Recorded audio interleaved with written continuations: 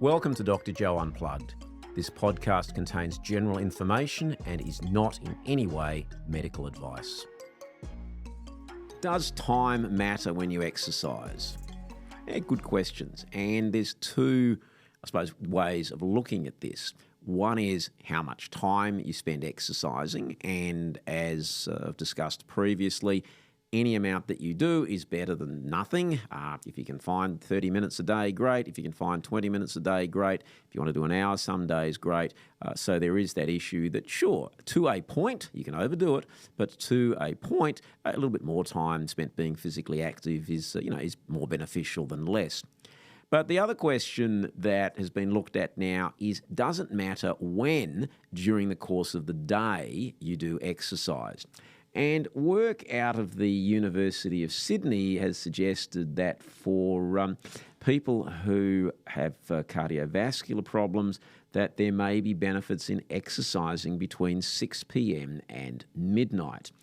And I'll quote, "At the study's end, scientists found that people who performed most of their aerobic, moderate to vigorous physical activity between 6 p.m. and midnight had the lowest risk of premature death and death from cardiovascular disease." Now, immediately lowest risk can be, for example, 3% versus 3.5% or 1 versus 1.2%. So these relative statistical values are of, some questionable benefit.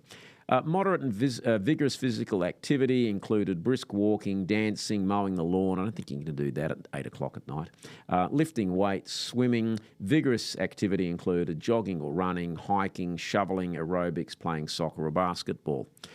So the immediate question is going to be, well, what difference does the time of day make? And necessarily this type of a study, which is an associative study asking people to fill out surveys, is probably not going to answer that question.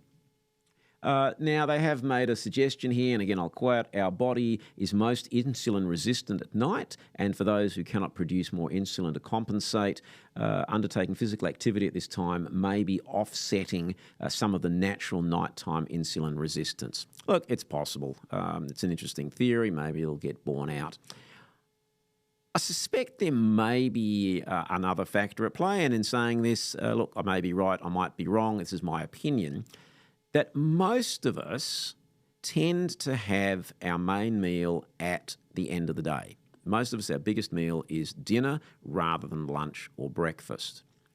If we're exercising in the evening, so after work, assuming you finish at 4:30, 5:30, if you then go to the gym, you come home. Now, some people will say, if I've been to the gym, I'm going to be really hungry and I'm going to eat more. But the reality is that for a lot of people, they may actually eat less.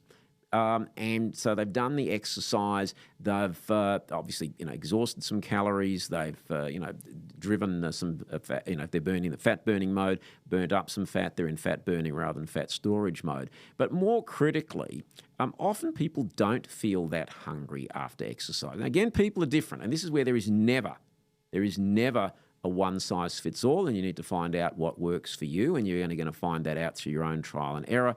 You can't find that from a government department. But the other factor is that if people maybe go home and are going to play some indoor sports, it's probably the most likely in the evening after dinner. So whether you're playing, again, the example, soccer or basketball, or it could be indoor hockey or floorball or any host of sports that are played indoors, indoor cricket as well, and you're doing that, say, at 8 or 8:30 at night, you're probably going to eat before you do this. And being mindful that you're going to be doing it, you might well eat a slightly smaller meal. Now, again, this is supposition theory and absolutely is not going to apply to everybody in all circumstances.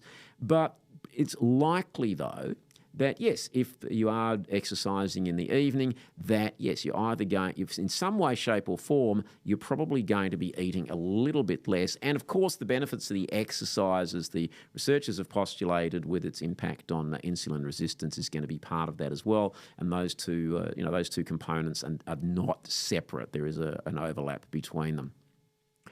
All right, what does that really mean for us? The most important aspect of exercise is doing it regularly.